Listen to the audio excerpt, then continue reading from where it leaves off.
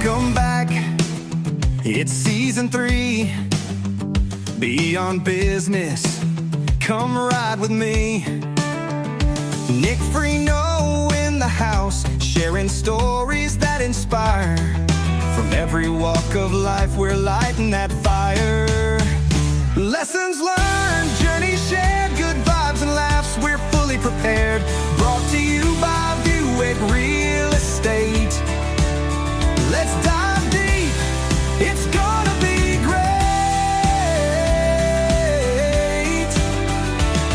From the ups and downs, we rise and grind. Every guest has a tale, every tale is a find. Exploring the wisdom that life has to give. Together we grow, that's how we live. Lessons learned, journeys shared, good vibes and laughs, we're fully prepared.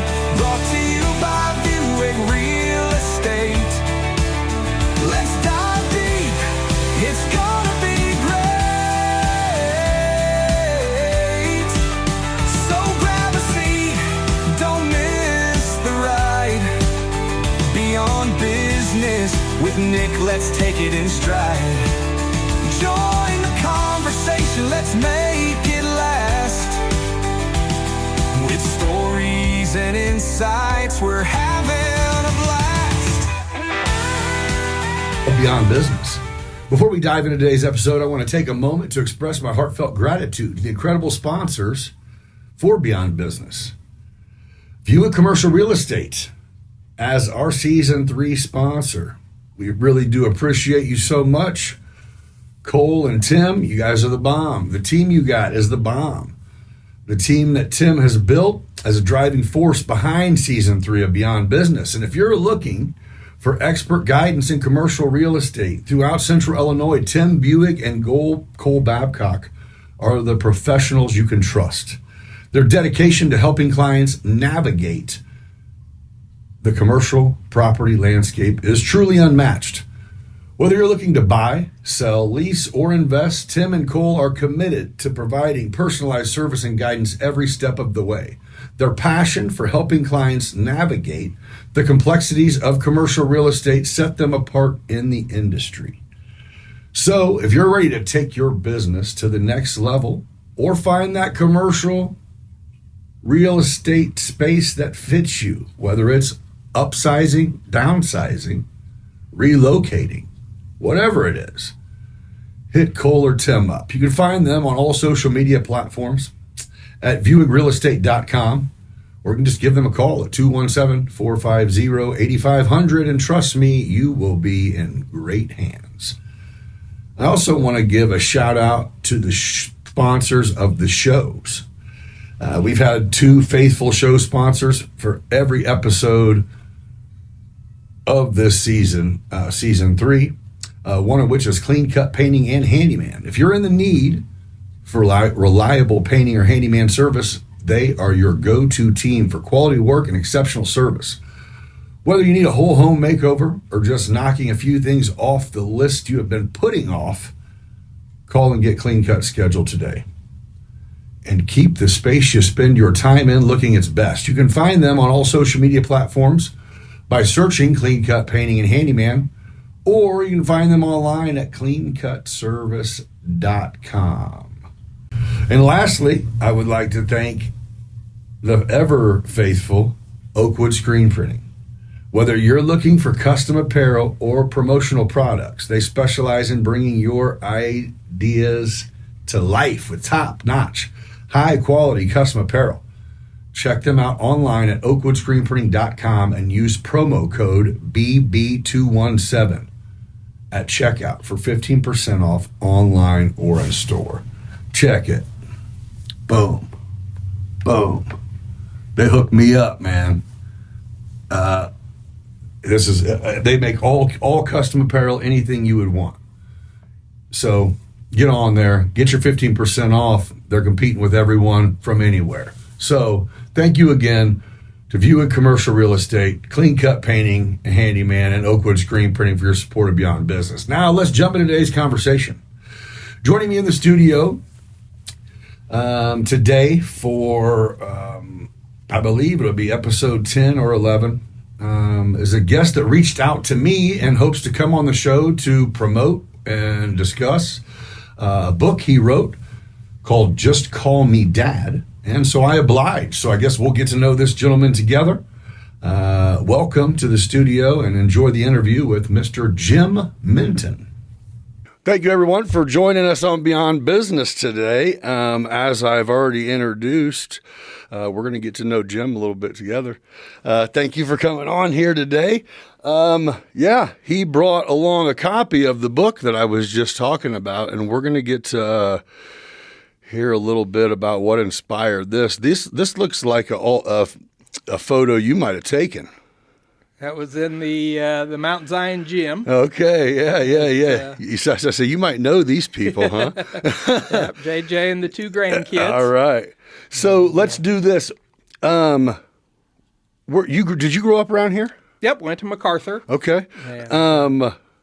So take us back. How long ago? So that was in 1982 is when I graduated. Okay. So it was, when you were in high school, were you a academic or an athlete or a little bit of both, or how'd that go? When I was a kid, I was baseball all the time. Okay. I really thought I was gonna make a living playing baseball, and that was going pretty well through high school. That I batted .532 my senior year, and that still stands as the highest average at MacArthur. Feel like it's probably not going to be beat. That's a damn good. Well, there's always a few kids that usually come about along 532 if you only get 5 at bats and challenge that. But then I went on to play college baseball at St. Xavier up in Chicago. Okay, is where I ended up at. I tell a little story in the book that I originally committed to Georgia Southern. I was down to Illinois and Georgia Southern. Okay. And I really wanted to play Division I baseball in the South. And so at the time, Georgia Southern was one of the top 25 schools in the country. Okay. And so I was all set to go there. And then kind of last minute, I thought, I don't really want to be 16 hours away from home. Right. And so I contacted Tom Deedon over at Illinois, and I said, I've decided I want to stay home and play there. What position did you play in the field? I was a catcher. Oh, yeah. Okay. And so today I spent about 20 years as a catcher. And now your knees feel it? So I shin splints is my my problem. But so did you play all 4 years of college ball? Played 3 years. Okay. And so in my third year is when JJ was born. Okay. And so I became a dad while I was in college. And all right. So that's kind of the nature of the book. All right. What at the time kind of seemed like it was a mistake, maybe sure. Not the way you had it planned. It's all too familiar with a lot of people. It really turned out to be God's plan, and I really can't imagine life without JJ now. Yeah. At this point, he's getting ready to celebrate his 40th birthday here before too long, and there's a lot of us that have our own JJs. You know what I'm saying? Noah, grandson Noah is 12, and Eli is 9, and so it's an awful lot of fun to see them compete in Mount Zion sports now. See what you created, huh? Yeah, that's cool. So have you ever, since you started having a family, did you ever go back and play any, they have ball, they have, oh wait, I know the answer to this actually. Yeah, because so my generation is we went and played slow pitch softball competitively. Yeah. But wait, you played pride ball, didn't you? Yeah. Okay. So I was really blessed that my brother Rick had gotten into that and was playing with the ADM teams at that time. Yeah. And so I got to put them skills to work out at Borg Warner a little bit. Yeah. So that was just all kinds of fun in order to do that and have really nice crowds. The very first softball that I played, we went to Clearwater, Florida. And our host down there was a guy named Kenny Erickson, who ended up being the women's Olympic softball coach. And so incredible just the people that I met in the course of that game. Michael White was a guy that played with us who's now the head women's coach at Texas. And I'm going to tell you the velocity at which that, I don't know how you could even make the transition from being, a good baseball player does not equate a good fast pitch softball player by any stretch. Well, when we went to Florida, we only had 9 players that went on that trip, 9 position players. Okay. So I had to play every game. Well, I went about 0 for 50 because I tried to jump in and start playing right away against the best pitchers in the world. And It was impossible. And it just, it was very difficult. So then after that, I came back, and the rest of that summer I played up in Bloomington.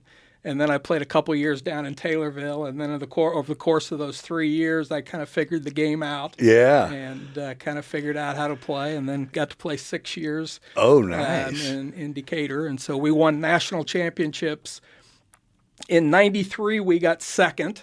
I remember it was a big deal. That's what Decatur did. Yep. '93 we got second, and then '94 and '95 we won it. So it was great. We went to Prince Edward Island, Nova Scotia. We went in '95 when we won it was in Palm Springs. Oh yeah. We went on a tour of Canada one year to play in the Perth Shootout, and so that was a lot of fun. We went to Salt Lake City a lot of times, and that was in your mind after you had hung it up. Right? I mean, you thought your career was done, and you're like, whoa, another one was born. Yep, for the most part. I mean, it's really disappointing. I had my son Curtis played baseball at Olivet Nazarene, and when he got done with baseball, this was like 5-6 years ago. There really isn't any place to go play and play that competitively. Right. In the nature of things, but there's a few. They try to have a few little programs now, but even I remember there used to be like the Dean Phipps. They would play a little bit, but once it's over, it's pretty much over now. It seems like, but man, them are the glory days. That's fun.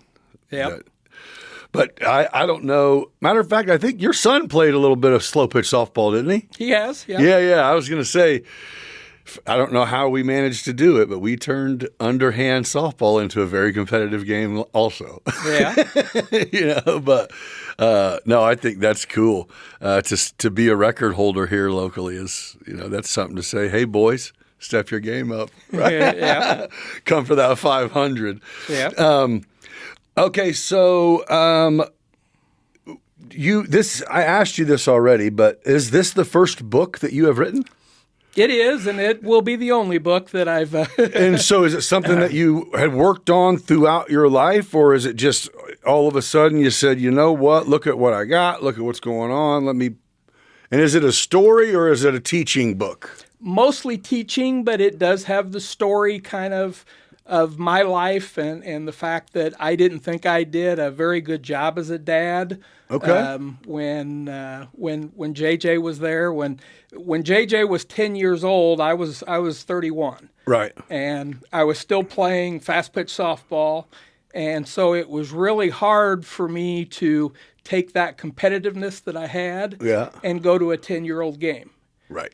And so I felt like I was kind of that dad in regard to things. And so the kind of the theme of the book is the fact of trying to mature as a dad. And I was blessed that Curtis came along 10 years later. And then I had a daughter, Emily, a couple years after that. And so I had a little time to learn and grow in regard to things and to realize how important being a dad is.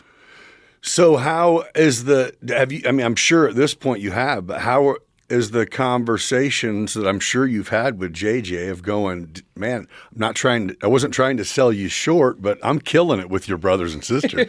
You know what I mean? Because it sounds like, I'm kind of asking, I have a 27-year-old and a 14-year-old. My 27-year-old was fresh out of high school. My 14-year-old was when I was 30, and I knew exactly what to do. Yep. I mean, so I get it, but I we'll talk about JJ being my learning experience as such, and so I really wish there was some things that I could go back and do differently in regard to things, but I'm a big believer that God has a plan, and that things went as they were supposed to in regard today, and JJ is a little motto that I have in the book is build the home, change the world. Okay. And that's something that came from St. Paul's Lutheran Church. It was what we had for 20, 25 years. And so if I look at JJ right now, he's doing an incredible job of building his home in order to do that. And so feel real excited about that. And anything you could undo in your past may change how great of a man he has become. So, right. It is. Yeah, I get that. And that's kind of life, right? Yeah. That hindsight life. But the book really is kind of the 20-year process of raising kids. Yeah. And just stuff that I was trying to learn in regard to things. And so we started keeping stuff on our refrigerator.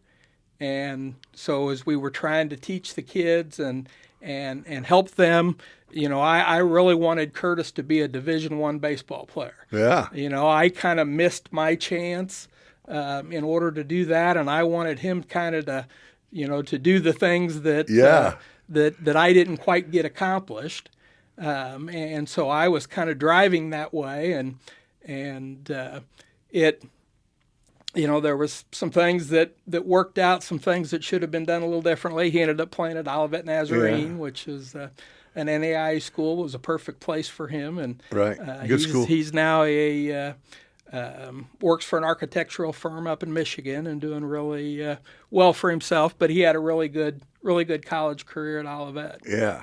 Sorry, you're not getting them dugout seats to no pro team, Dad. Well, you work through some things and you see some people and so forth. What happened with Curtis is, to be a Division I baseball player, you have to be in the top 2% in the country. Well, Curtis came home and he got one day and he had his ACT and he got a 32 on his ACT, which puts him in the top 2% of students academically in throughout the country. Okay. And so, here I was trying to, teach him how to be a baseball player. And you're like, and he was fortunate to go through the Lutheran school and to go to St. Teresa and get a lot of good education there and through things that his mom did that really helped him to do extremely well in the classroom, which ultimately ended up being the had nothing to do with that dang glove on his hand. You mentioned about tickets that. I think about all of the great players that Curtis played with, and a lot of times the last game of the season or when they were going to move on to another team or something, I'm like, when you make it to the big leagues, don't forget me. Yeah, for sure. And none of them ended up getting there. It's a pretty small percentage. Yeah, it's a very, very small percentage. I was blessed to grow up with Kevin Kozlowski. Ooh, yeah. And he and I played Legion ball together. We played on a Legion team that finished second in state and second in a Central Plains regional.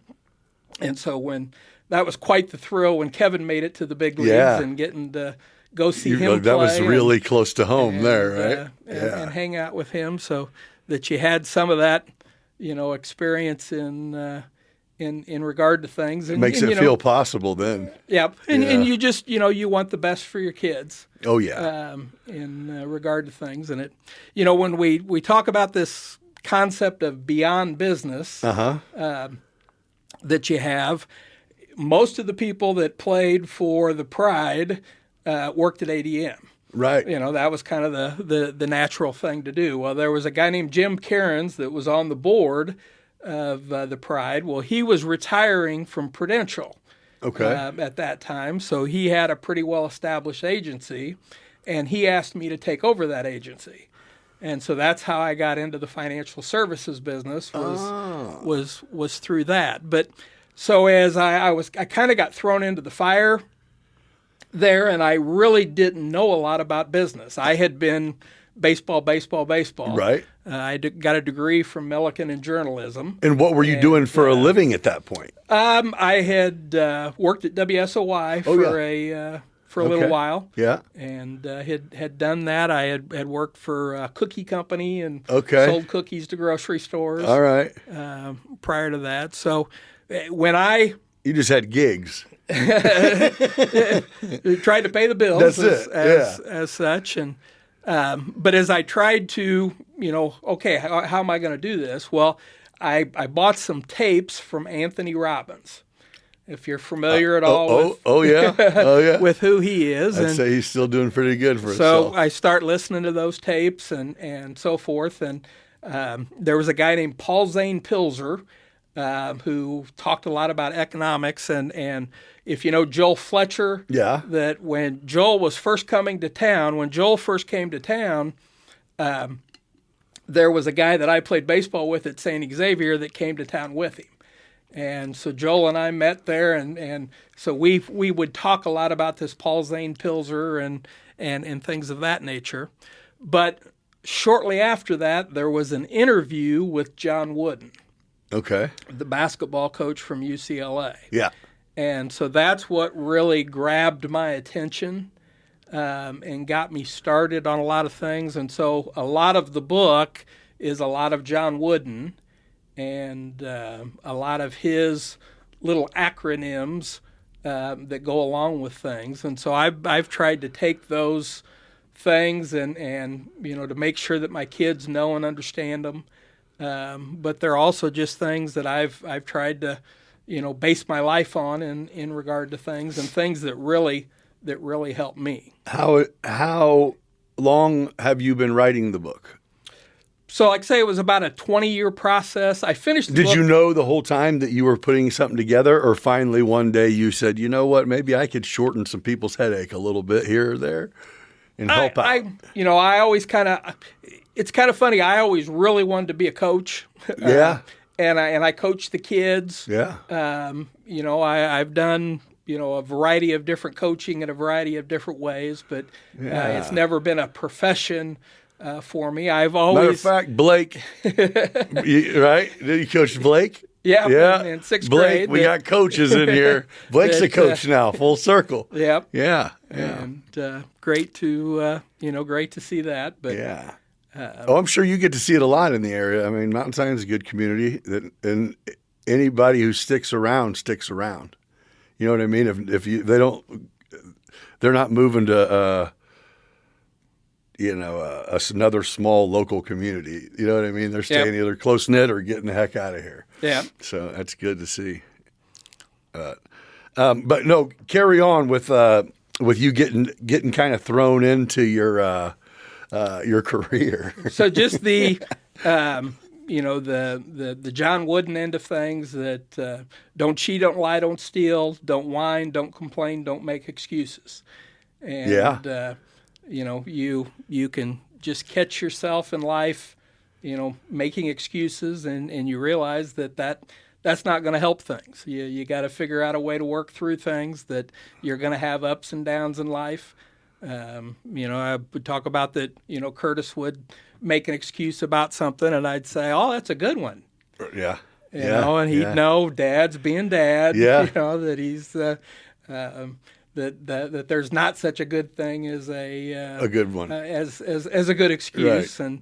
And so working through those things. But as it went through, I ended up developing, this are 13 little slogans as such, that by the time we got done with our refrigerator, this was what was on our refrigerator. Okay. And so as I went through this, I really didn't start off with it thinking it was going to be a Christian book.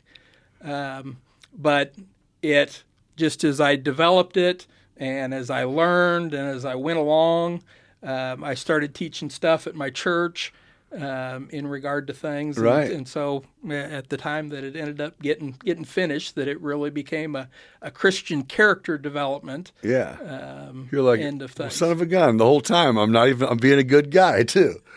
Well, it's the way to go. I'm a sinner in need of a savior. As we all are, my man. I talk about with the book. I've probably read that book 1,000 times because it's all of the stuff that I compiled to help me. Yeah. And so I wake up every day and, I'm in a bad mood and I don't want to deal with this today. And your attitude, you got the stinking thinking. And I can go to the book and I can find things that will help me, get going and keep a positive attitude. One of the little slogans that I got out of a Bible study that we did one time was serve rather than deserve. And, there's so many times in life where you feel like, I deserve this. I've worked really hard for this. Yeah, yeah. And why is this not working out? Right. And it's like, God, what's the deal here? And you think, okay, I need to just keep serving. Yeah. I was talking to a baseball coach one time about Curtis, and he was talking about the dads and how the dads would, if their kids would go 0 for 4, the dads wouldn't talk to the kids. And I'm like, I can relate to that because I can. Yeah, I was gonna say our car rides home after a bad weekend suck. It's like we worked so hard at this. We talked about this. And how'd you go 2 for 9 this weekend? It's impossible. And then you go back to the fact, okay, my job is to serve them. Yeah. And, we have so many things in life where, we that hit close to home right there. we don't approach things. One of the things in the book, Dan Cathy, who's the president of Chick-fil-A, he has a little thing that he talks about, where do you wear your napkin? That most people are going to wear their napkin under their neck, looking to be served. And a lot of people, most people, they're going to judge success by how many people serve you in regard to things. Where he says the better thing is to have that napkin on your wrist here, like somebody who's going to serve, and so that the goal should be how many people are you going to serve, as opposed to how many people that serve you. And so these are just things that I kept picking up. The in Decatur, we always had the community leaders breakfast, and so most of the people that came and spoke to the community leaders breakfast, I put them in they're in the book. Yeah. So just what they talked about and their stories. There was a guy named Andy Andrews that was very entertaining and a very good speaker and had a lot of great points to his stories. Yeah. There was a guy named Patrick Hughes that was really interesting. He was blind and he had really short arms, but he played in the band at Louisville, and his dad pushed him around in the marching band. All right. And so he came to Decatur to tell his story, and so that's in the book. Just it's interesting sometimes that you see people that are, have some sort of a disability, and they're killing it. Yeah. But they become really good at something. This kid at 3 years old was a very good musician. Yeah. And he couldn't see, and he basically was in a wheelchair all of his life, but he was able to do really well those particular things. And so, again, that the book is just a combination of all of these stories that I picked up over the years that I thought was terrific in order to help my kids learn. Well, it's almost like how parallel. I mean, and I've been well aware of this, but how parallel, coaching and the business world is. You know what I mean? With even like with you've heard that, like, reps don't lie. The reps you do when no one's watching. This serve instead of deserve. It's the same idea. You know what I mean? To where just keep putting in the work. When you're supposed to get back for it, you will. And if you're not supposed to, you won't. You will how you're supposed to, though. That's really good. I like that. Serve, don't deserve. That's good. Trying to work hard. Another one is don't be a victim. That's good. So many people that poor me, man. Yeah, me. Kind of have a victim mentality, and that one of John Wooden's things was things turn out best for those who make the best of the way things turn out. Yeah. And again, that's a lot of times you have situations that occur and people are really hurting, and so you've got to let them hurt, you've got to let them grieve, but at some point, if they're still living, they gotta figure out how to make the best of it. Yeah. And how to take that tough situation and turn it around. I was blessed to JJ works full time with the Fellowship of Christian Athletes. Okay. And so they do huddles in the schools. And so they have a little huddle that meets as a club before school at Mount Zion. They're really doing well with the high school class, but I got to meet with the 5th and 6th graders, right after the tragedy that happened and occurred out there. Actually, it was a few weeks after that I did that, and really didn't. There's a guy out there by the name of Nick Vujicic. Okay. And Nick was born with no arms and no legs.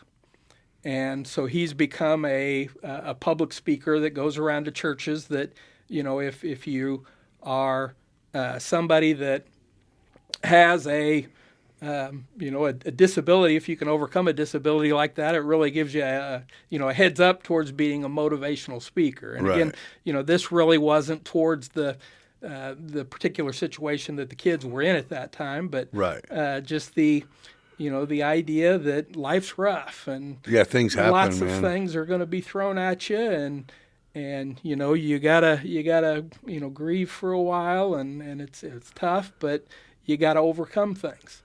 And, some things you just can't. Don't be a victim. Can't. Yeah, you can't. There's a lot of life experience you can't teach or prepare people for. You know what I mean? Some people never experience certain things ever. So to prepare for it that's solid. Just to say, hey, figure out a way to not be a victim, deal with it, push on.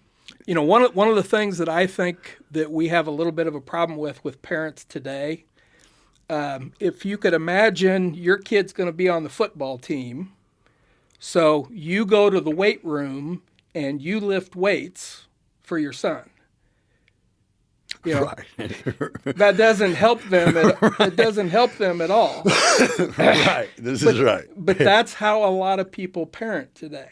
Oh yeah. They don't let their kids go through the struggles to get there. They don't let their kids. They don't provide. There's a guy named Kevin Liebman that talks about reality discipline, and so they don't let their kids, face enough of reality. In order to do that, and in order to, really help them grow and understand that. Well, and I think so. People want to make it so they're the ones who, when their kid is confused, they're the ones who can make them understand. They can keep them from hurting. They can keep them from struggling. And it's like, yeah, but every one of those things is who builds. Those are character building things, So. And you can wrap them in bubble wrap as long as you want, but within one day, shit's gonna hurt bad. You had Zach Keck in here, and the one time that. So I will go to my grandkids' games, and they lose a really close game, and the dads are so upset. Oh yeah, and why did we? And I look back now as a 60-year-old man, and I'm like. That was a great learning experience for him. But you also understand why Zach's pissed. Yeah. I do. Yeah. I was there. Yeah. That's how I was with JJ when there's JJ nothing was to talk there. About. And tomorrow's practice is going to suck, dude. and now you're just, that you can look more at the big picture, and how the big picture is going to turn out in regard to things because you've seen kids turn out. Right. I want to take a moment to highlight our incredible Season 3 sponsor, Vuig Commercial Real Estate. If you're in the market for commercial properties in Central Illinois, look no further than Vuig Commercial Real Estate. With a dedicated team led by Tim Vuig and Cole Babcock, they bring unparalleled expertise and a deep understanding of the local market to meet your commercial real estate needs. Whether you're looking to buy, sell, lease, or invest, Tim and Cole are committed to providing personalized service and guidance every step of the way. Their passion for helping clients navigate the complexities of commercial real estate sets them apart in the industry. So, if you're ready to take your business to the next level or find that perfect commercial space, reach out to Vuig Commercial Real Estate. You can find them on all social media platforms at viewigrealestate.com or give them a call at 217-450-8500. Trust me, you'll be in great hands. And thank you, Tim and Cole, for your unwavering support of our show.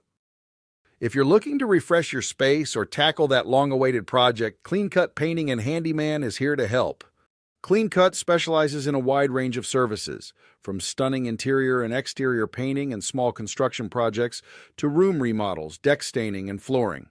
They truly have the expertise to transform your home into the beautiful sanctuary you've always dreamed of, or even just take care of the things you have been putting off that need done. And guess what? They have some fantastic promotions running this March. If you book any interior painting project for March or April dates, you'll receive an incredible 15% off. It's a perfect time to give your home a fresh look just in time for spring. If you're thinking of sprucing up the outside of your home, they've got that covered too. You can enjoy 10% off exterior painting projects under $5,000. And if you're planning a larger project, get ready for a jaw-dropping $1,000 off any exterior painting projects over $5,000. So whether you're looking to enhance your home's curb appeal or make your interior pop, Clean Cut Painting and Handyman is the one to call. Visit their website or give them a call today to take advantage of these amazing offers. Remember, when you choose Clean Cut, you're not just getting a service, you're supporting a company that empowers women in the industry. If you're in the market for custom apparel, look no further than Oakwood Screen Printing. This company specializes in all things apparel, offering high-quality designs on everything from t-shirts to hoodies to hats to bags to jackets to wall art to office swag to mugs to tumblers to, well, you name it, and they customize it. Whether you're promoting your business, celebrating a special event, or just want to express your unique style, Oakwood Screen Printing has you covered. What sets them apart is their attention to detail and commitment to customer satisfaction. They use top-notch materials and the latest printing techniques to ensure your designs look vibrant and last for years to come. For a limited time, if you use promo code BB217 at checkout, you will receive an additional 15% off your order. So, if you want to make a statement with your apparel, reach out to Oakwood Screen Printing today at oakwoodscreenprinting.com. You won't be disappointed. But I think that's it too, is even for, I mean, you even on the adult side of that equation, for Zach, you know, just like Cash is learning things, so is Zach. You know what I mean? So then one day he'll sit back and go, yeah, I could have. Yeah. I figure he probably knows we needed him to hit the ball. Yeah. You know? Yeah. That's what gets me is whenever, it'll be one of them long car rides home and then you sit there and go, yeah, I bet you I know another person who wishes they would have went 5 for 5. The kid in the passenger seat, Yeah. But it's the love of the game. You know, and I think that's it. But, yeah, I can't confuse it with turning that into you not being There's some people that turn that into let that trickle into parenting for sure, though. I have always at least had the ability to do that. Say, okay, the game's over. I mean, well, after we get home, which usually is about 3 hours. Yeah. But no, let's go. I like these. I like these. Another one is there. One of the things that I did with Curtis as well was I would text him good, better, best, and he would know to respond, never let it rest until your good becomes better and your better becomes best. Okay. That was actually a line I first heard from a guy named Ken Johnson at an FCA event who billed himself as the chaplain for the Indianapolis Colts. Okay. It was kind of more assigned to Tim Duncan, who from the San Antonio Spurs, that in using that line. But when we researched the book, I actually found out that it went back to St. Jerome. That was originally always went all the way back to there. So again, to develop good habits in regard to things, and that kind of fits into the don't whine, don't complain, don't make excuses in regard to things. I do some stuff for the 7th and 8th graders, the junior high kids out at Unity Christian LSA, and I'll go in and I'll tell them over and over again that your best ink pen is better than your worst memory, meaning that when you hear something good, write it down. Right. And so that was kind of something that I learned to do. Every time I heard something good, I'd write it down and write it down, and sometimes it sticks. If not, if not, kind of go through it. And for most of them, I haven't got them to do that yet. They're Right. still Yeah. they're still going by their memory. And someday you'll be 60 years old and you can't remember anything. You'll say, "Well, that bank's empty." You got to have written it down. But again, those kind of sort of habits just that are good for you to have to Yeah. be able to really be able to take things to the next level in regard to there. Another one is that life isn't fair. You see so much today about trying to make life fair and trying to make things equal, and I think what's more important is to learn how to be a good winner. Yep. And then also to learn how to be a good loser Yeah. in regard to things. In the loser part, I talk about going from failure to failure, going from failure to failure without a loss of enthusiasm. I'm Yeah. sure when you're flying a drone. How many times did you fly it wrong? Oh yeah, expensively too. In order to figure out how to do it right, and so that that kids have to know how to do that. They've got to know they've got to know that failure is part of the process. The most important part, most of the time, I think it's probably the most important part is you learn more from failing because that's where your corrections come. Yep. You know what I mean? If you just cruise right through something, then you knew from the beginning. There was no correction needed, no learning lessons. So, agreed there. Yeah. But to be prepared to go, hey man, life is not gonna go your way all the time, and there's not a reason. It doesn't have to be. It is unfair, and there's no reason for it. And Yep. yeah. Another story I tell in the book is of Trevor Bayne. He won the 2011 Daytona 500. Okay. And so this was his first NASCAR season. I can't remember if it was his first NASCAR race. It was maybe his third race that he'd ever had in NASCAR, and he got to drive with the Wood brothers. Okay. And that particular year, they were really pushing each other. And so he had a car that was really good at pushing other cars. So like Jeff Gordon and all the big drivers, they wanted him to push them because they know that it would work well. So the whole race, he got behind other cars and pushed them. And it was just like he was saying, I'm going to help all these other guys out and see who. Well, they come down to the last lap. There's a wreck. And all of a sudden, he's in first place. And he goes around and ends up winning the race. And he had never won a whatever they would call the minor league series at that particular time. He'd never won a race there in regard to things. And here he was winning the Daytona 500. Well, after that, he got out of the car. And, here's somebody that he couldn't have been prepared. He couldn't have prepared anything. But he got out of there and he just absolutely handled it perfectly. That he thanked God for the ability to do that and how things worked out. He thanked his teammates that really pushed him and gave him around. The Wood brothers that were behind the car. He talked about all the other racers that he had worked with throughout the race. Yeah. And then at the end, he talked about how great it was.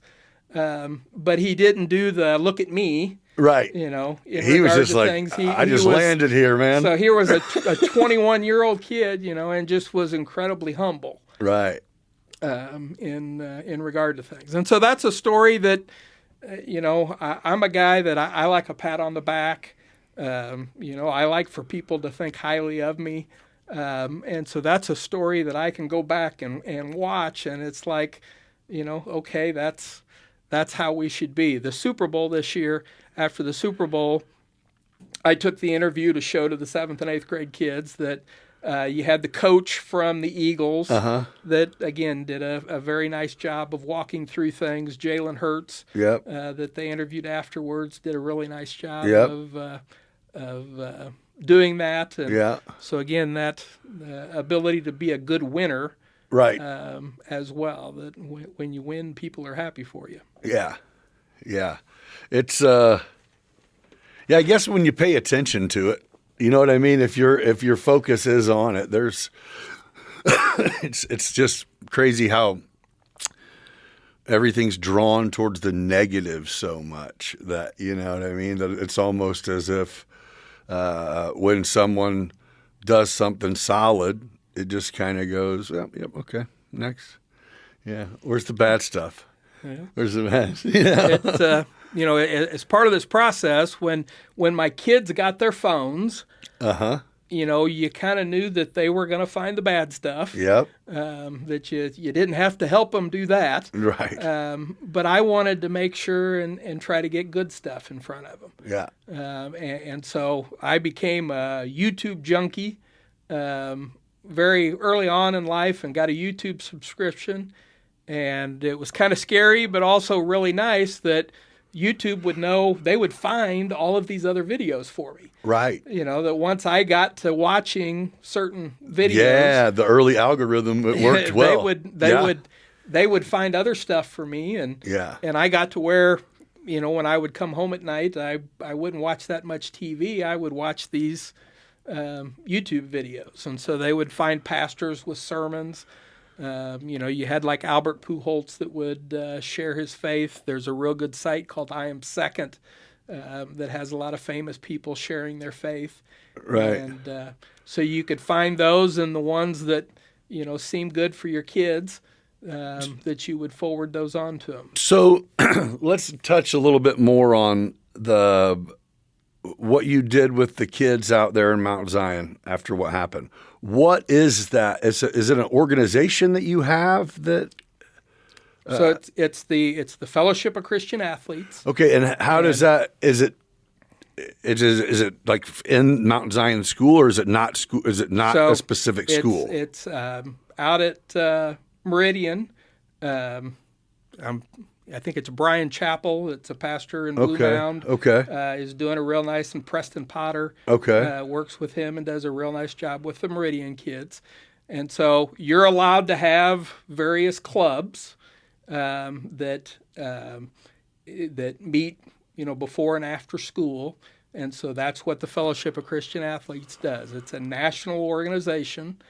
And it's the school. It's allowed by the school, and the students can join. Basically, is kind of how it is. So yep. So it's not bringing church into school because you can't, but it's an elective, extracurricular if you want. Yep. It's just a club. It can't be teacher led. Okay. So JJ. Oh, it's a great idea. JJ does that for the 5th and 6th graders out there. The junior high and the high school is done. I believe it's Kyle Osborne. And his wife. Is there quite a few kids involved? It's incredible what's going on. Mount Zion in the junior high and high school is getting almost 100 kids. Oh, that's great. They've had as many as 40 that come to the younger group. Charlie Spurlock and Brinkotter, both of those kids had attended. Yeah. And so again, that you give them an opportunity to hear a little bit of the gospel and so forth. I love to tell the story that in 1995, I had a buddy of mine that said, "Do you want to play 100 holes of golf in one day?" And I'm like, "Oh yeah, sign me up. This is great." So we signed up to do this, and we didn't know what it was for. Right. And so we got people to sponsor us per hole. Well, it was for FCA. And so I went over to Champaign to attend the meeting for this, and met the wrestling coach from the U of I at that time. And he was a very strong Christian that had a very good message.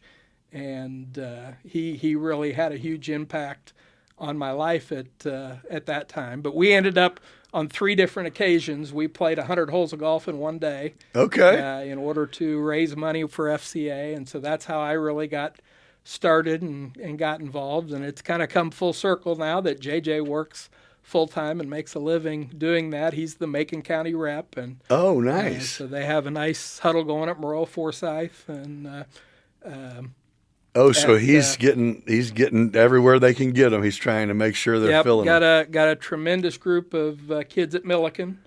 Oh, that's great. Yeah, he meets with the baseball kids on Friday morning, and then the overall group on Sunday nights. And they got a great group of kids. Kevin Kozlowski's kids are there now.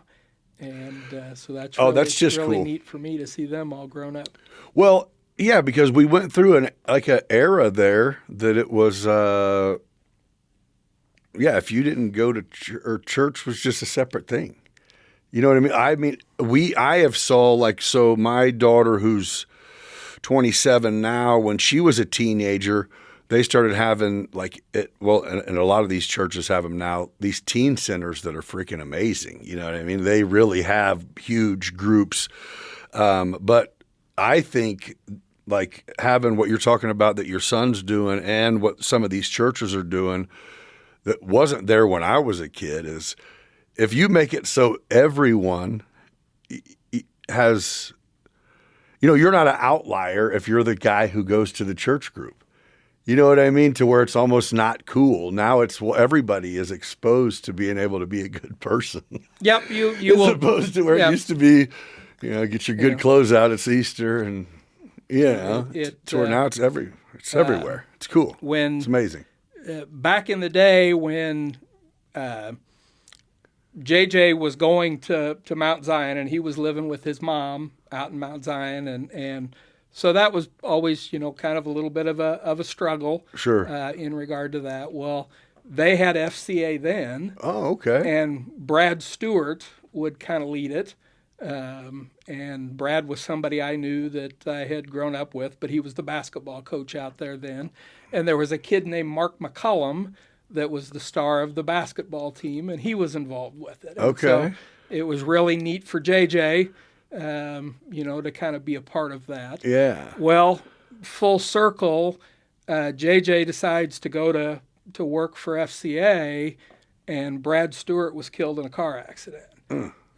He was driving home from Quincy. He had coached. He coached for a lot of years in Mount Zion. Then he went to Chatham-Glenwood. And then Mark McCullum worked for a healthcare company. And they're big sponsors of FCA, and I can't think of their name at the moment. But Brad was working for them, and like I say, he got killed in a car accident. So the last 4 years, I believe it is. I'm not sure if it's 3 or 4 years. We've had an FCA golf tournament as a memorial to Brad. Oh, okay. It's been a tremendous success. That's great. For FCA and getting the name out there, and has really been a positive thing for Decatur. Yeah, that's good. Turning tragedy into something good. That's what it's all about. So, would you say that this book is for dads, or is it for people? You know what I mean? Or is it for, would you say dads, or even for just not necessarily dads, maybe even business? A lot of the stuff you say in my business brain turns. You know what I mean? Even though you're relating it to coaching and parenting, it's like, it's a little life going on there. See, I believe that Christianity is reality. It is. That if you want to understand how life works, I believe that Christianity is the best explanation for that. And that's something that, it took me a long time to come up with. That okay. As I was trying to do this, that wasn't really what I was trying to do. I'm trying to make myself better and successful and things of that nature. But it all kept taking me back to the Christian faith and right. What was really important in regard to things. There's a guy named Toby Mack, and he has a a song called Jesus Freak. And so I kind of say I'm a Jesus freak in regard to things. But again, that there just are a lot of things that you can learn in life, and that if you really want to, understand how life works. And so that's kind of how I see the book a little bit. So our church's motto was build the home, change the world. Yeah.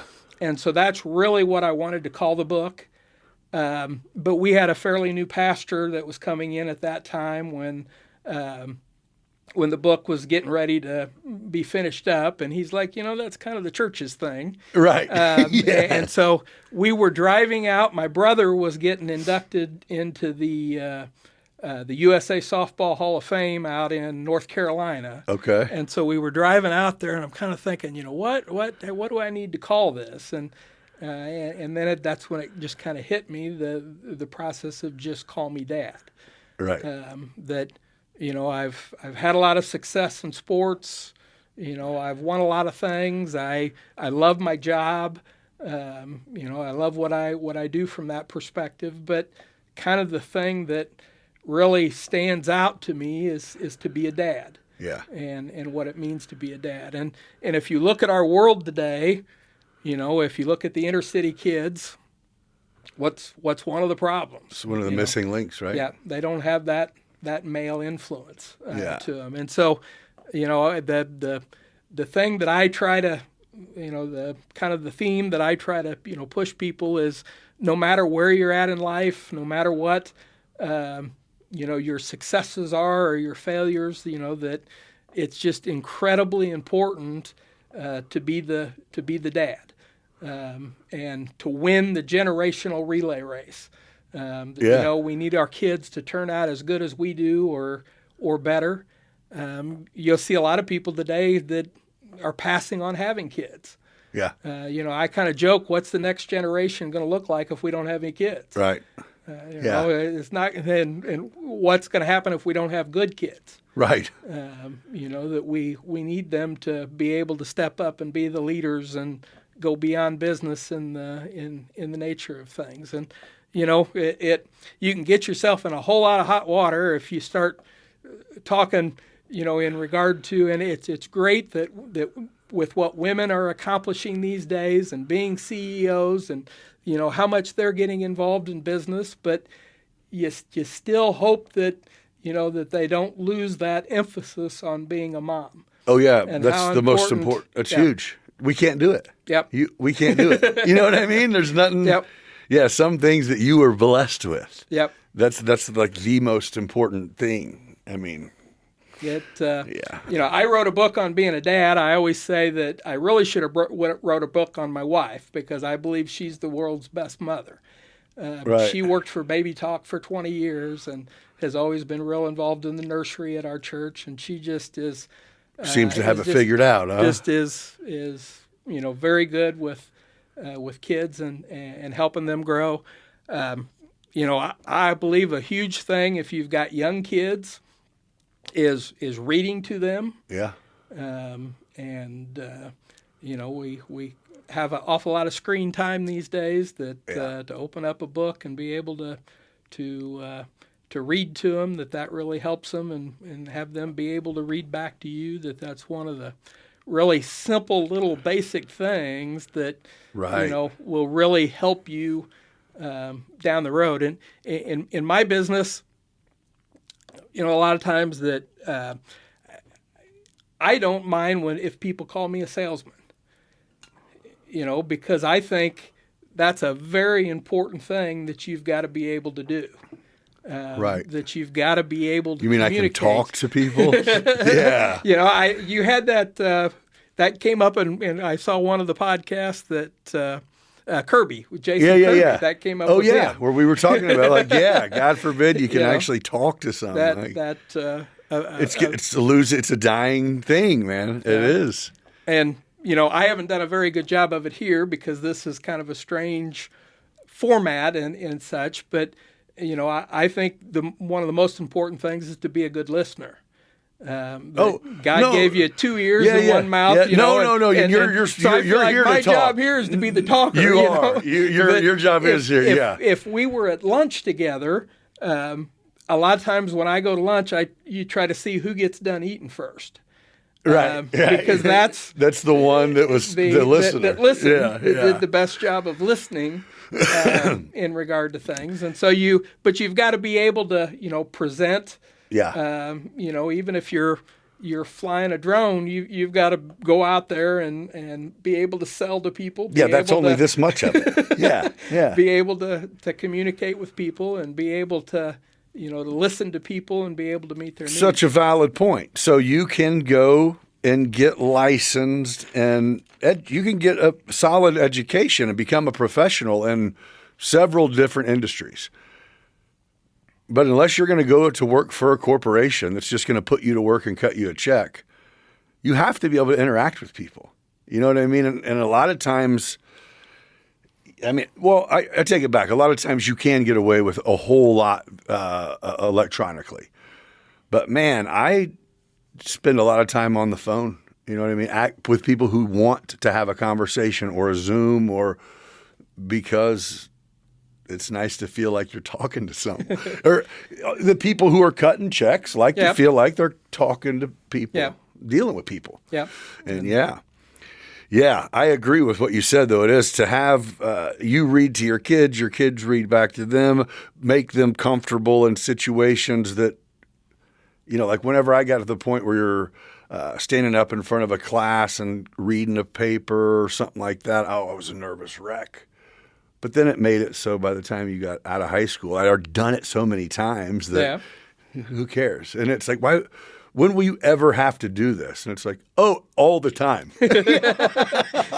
All the time. Yeah. But yeah, there's a lot of lessons that could be learned. I try to look at the technology era, and I'm sure you do too, is, you ride the wave, whatever. I mean, we're the most technologically advanced and hitting a wave that we never have seen before.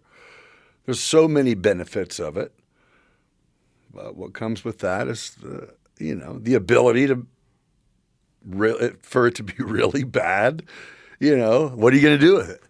You can have your kid. We're right now seeing the generation of kids that were raised on tablets. They're coming. They're here. Yep. Who they're. Yeah, we'll see. Because we'll see right now. We'll see. because it was easier to say here. Do this at dinner, do this all the time. It was easier. And I don't know. I mean, there's studies that show that, certain things you can learn from screen time. But I know for certain that we've proven forever that human interaction, you for sure can learn. You hear these things about people putting their phones down at dinner. Well, some of the best times that we had as a family would be when we were all sitting on our phones and we were telling each other what we were finding on our phones. Right. Did you know this person did this? Did you see this about that? And so it gave us something to talk about. Rather than let's hurry up and get done so we can get to our phones. Yeah. And so that, it's just like any other tool. Yeah. The idea behind it is let's focus on each other. Let's conversate with each other right now. Right. Yeah. And so when you look at your phones, when you look at technology, it's just, to me, it's I'm trying to figure out this, chat GBT and that you can pretty much ask it any question and it's got an answer for you. And if you don't like it, just change a little bit. Trying to, work through how that can, help you with things. And so again, it's, incredibly exciting. Yeah. But you've got to, I still go back to the fact that, I believe that there's that you've got.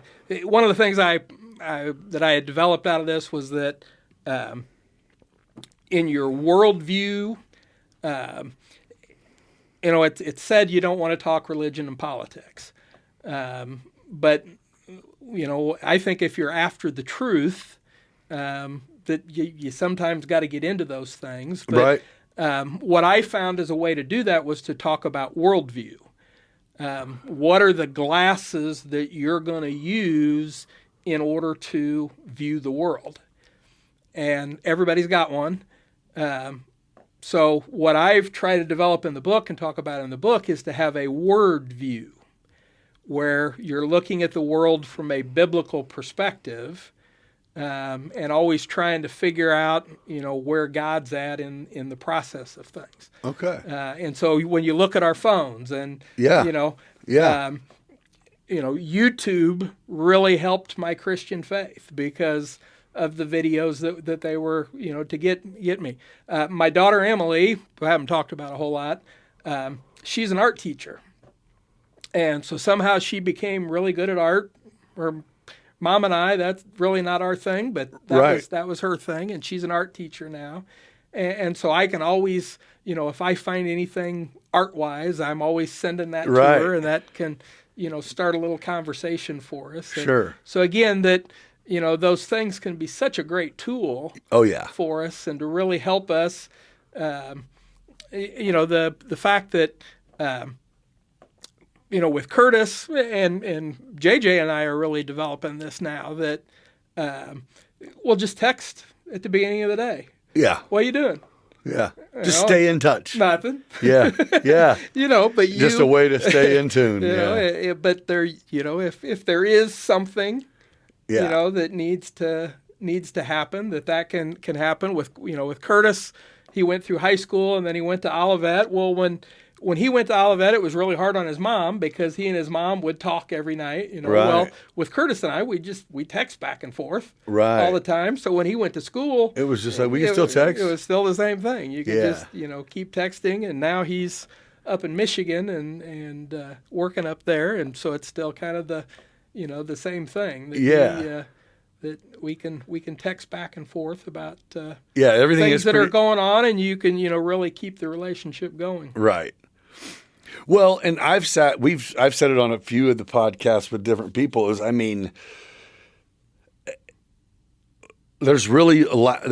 It's making it so there's less and less excuses for not either being who you should be, want to be, not knowing enough about something that you feel like you want to learn about. Like you're not waiting for a book to arrive anymore. If you want to figure something out, whether it's fixing the hole you put in your drywall or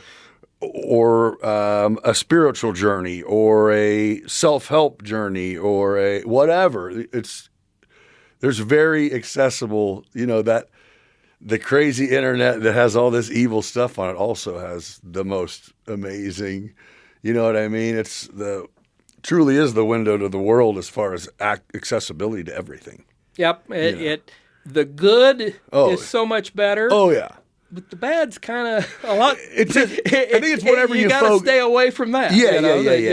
You got to be able to manage. Well, you click on that about one time and it's coming. You got to be able to manage that. I mean, video games that you can get to where you spend way too much time on things of that nature. And I love my golf. I like to play golf and everything is a moderation thing, right? Yep. Over. I'm one of them who I'll make myself schedule time to not.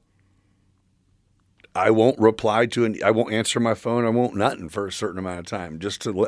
I am just gonna think thoughts for a little while. Yeah. You know what I mean? Overstimulated from constant checking stuff. You know what I mean? Replying to stuff. Because I guess that's the downside is I can't imagine it being like, hey, if it's not between 8 and 4, you'll just hear from me tomorrow. I feel like people would lose their damn minds if I said that. You know, it's like, wait, what do you not have a phone? Yeah, what do you can't? You're not asleep. Being at home is not an excuse. In my job, it used to be the phone rang off the hook. Yeah. Well, now you got people sending you a Facebook message, and people, they can always get you. I've got a regular text and a business text. Accessible. But the other times it's great. Yep. Yeah. Yep. So we're riding it. It's cool. Come at you. Like you said, there's more good than bad as long as you keep that in the forefront. Yeah. One kind of last little maybe commercial that I'd like to throw in regard to things is that, JJ and the grandkids are very involved in Mount Zion and great things there. But I've continued to be involved with Unity Christian School, which is the old LSA. Okay. And that they felt the need to do a name change. Yeah, what was that about? At this point, because we've gotten to the point where the Lutheran churches are just going to have a hard time continuing to support the school. That as somebody said it, that Christianity really isn't. They don't have a home field advantage anymore like they used to. That less and less people are attending church in regard to things, and so the churches are getting a little bit smaller. The giving's getting a little bit smaller, and so it's always been in the past that the Lutheran churches had that it was a big thing in order to support the school, and that's still happening, but we could use a little help, and so as we look at beyond business and the people that you're reaching out to, that if anybody would want to have any interest in the school, maybe with a student going there, or as far as in being able to support it and able to work things in there, that I think that's it's you've got great schools, in the area, but for some people, the Decatur Public Schools aren't a great fit for them, and so I think there's a lot of opportunity there at Unity Christian in order to be the right fit for kids. The fact that in public schools you've got to kind of be careful what you do in regard to teaching Jesus, whereas Unity Christian can do that as a as a full-time approach in the nature of things. And occasionally they came up with a good football team or a good basketball team. Right now they're really thriving in volleyball and what they're able to do from that end. But Unity Christian is K through 12. They actually have pre-kindergarten as well, and then kindergarten that goes up. But our hope is to bring some unity to the Christian community. And so we really like our Lutheran roots, and we really don't want to give up our Lutheran roots. But that's the only Christian school in town, isn't it? You got St. Teresa on the Catholic end. And my son goes there, but we're not. I mean, we're not Catholic. Like, the Mass is just a class as far as I'm concerned, in that regard. Yeah. You know what I mean? Yep. But so and so you do have Decatur Christian that's still Decatur Christian still going as well. But again, I this is something that's been, my wife and I both went there when we were kids, and something that I think's a big part of our community and really serves our community well. And it's growing. It's getting bigger. I see you got some solar panels out there too. And again, trying to find ways in order to fund things. Yeah. And so as we look at trying to have Decatur be the kind of town that we want it to be. Yeah. In school education is important. That's where it starts, man. The kids to be able to build some future leaders and to build some kids that are different. So there you go, man. If you're out there and you're thinking about it or didn't know that it was a need in the community, Unity Christian. That's the name of it now, huh? Unity Christian. Yep. What's your position there? Do you teach or anything? Or I go out every other Friday. So basically off and on for 15 years, I've taught the book out there. Okay. And so, and that's part of how the book started. Kyle Karsten from the Salvation Army, he was originally out there as a superintendent, and so I started doing some of the YouTube classes and so forth, and just stuff that I came up with from that perspective, and did that through there, and so that's again what kind of grew into the book. Well, guys, where do they get a copy of this book? If someone wanted to get one, you got a website? Oh, So- and you got the thing in your lap is right here on the inside of the cover of this. Yep. So the idea is that this would go on your refrigerator. Yeah. And would be something to work off of in teaching kids. So it's in the book, but then I always throw an extra copy in there for people. Oh, that's if they cool. would, This is cool. would want to do that. Books available on Amazon, wherever books are available. But I have a blog that is betterdads.betterkids.com. Yep, I'll throw that link up with this too. Well, I will tell you, I'm going to read this in the next week or so because you got me curious. In the first 10 minutes, I'm like, oh my gosh, this guy is describing me. Well, when I went out and spoke to the Royal Forsyth football team one time, I know you had Josh Joseph on here, and Josh asked me if it was a good bathroom read, and I said, yeah, I think it is, because it kind of reads like a devotional. It's broke down. Every page is kind of a new story. Okay, so you don't have to just... If you see how I talk here, you put a quarter in me and I go and go and go. The book's kind of the same way, that it tells a story, goes to the next story, goes to the next story. Okay. And so you can kind of sit down and open up the book, and kind of initially I would, kind of do that. It's like, okay, God, what do you want to, what do you want to talk today? I mean, I think it's incredibly important. I would love to see people get back to where they're really studying the Bible and really opening up the Bible to hear what God has to say. But to me, this is kind of something that would kind of lead you there. Yeah. In regard to game, that again, it's a lot of stories that, a lot of them are just about life. Yeah. And how to get through life, but. And whether it's something that's a good read or a lesson learned, it's something. And in the process of doing that, it just really led me back to God and the Bible and how important that is. All right. Well, there you go, guys, if you want to check it out.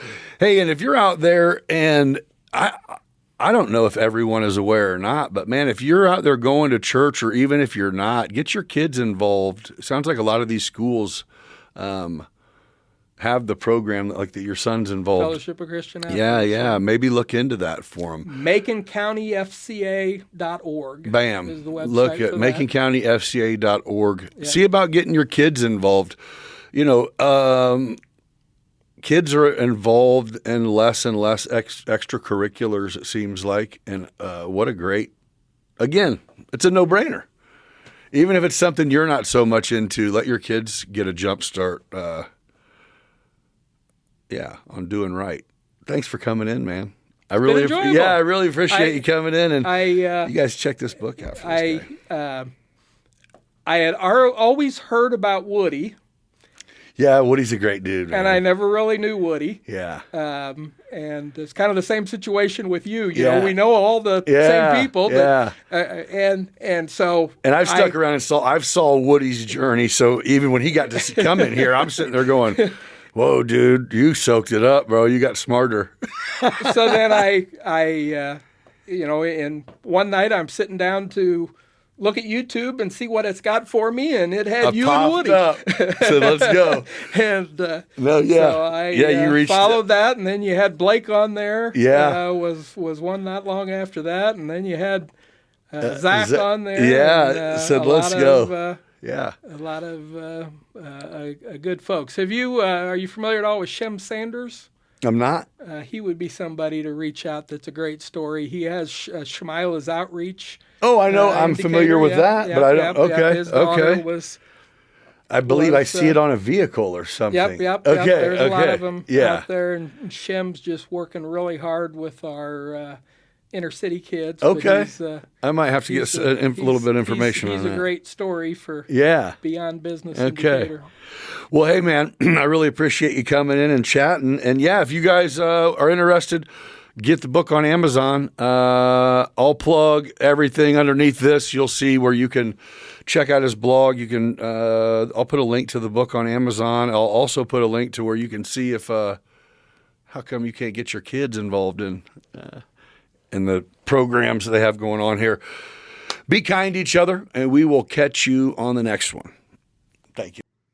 Hey there, before I let you go today, I wanted to take a quick second to remind you about our sponsors and let you know if you have any need in the commercial real estate market.